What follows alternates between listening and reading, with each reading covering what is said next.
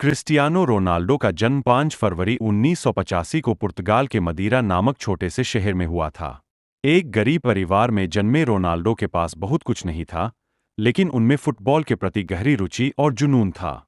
उनके पास महंगा फुटबॉल नहीं था। रोनाल्डो का परिवार आर्थिक कठिनाइयों का सामना कर रहा था।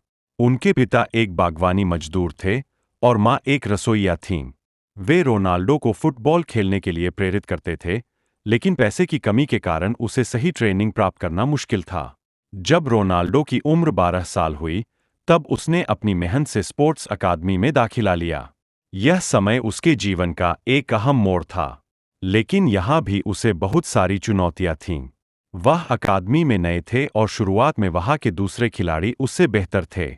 रोनाल्डो की मेहनत रंग लाई और उसने स्पोर्टिंग सीपी की अकादमी में जगह बना ली। यहाँ उसकी कड़ी मेहनत और खेलने की शैली को कोचों ने पहचाना। लेकिन ये सफ़र भी आसान नहीं था। शुरुआत में वह खुद को साबित करने के लिए संघर्ष कर रहे थे और हर दिन नए दबाव का सामना कर रहे। 2003 में रोनाल्डो ने मैनचेस्टर यूनाइटेड के लिए अपना पहला मैच खेला।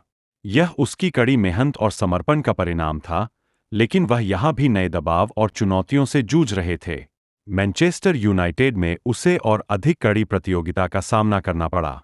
रोनाल्डो को हमेशा आलोचनाओं का सामना करना पड़ा।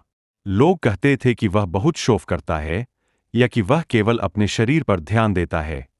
लेकिन रोनाल्डो ने कभी इन आलोचनाओं को अपनी प्रेरणा बनने दिया। 2008 में वह यूरोपीय फुटबॉल में एक स्टार बन गए और उसे विश्व के सबसे बेहतरीन फुटबॉल खिलाड़ियों में गिना जाने लगा।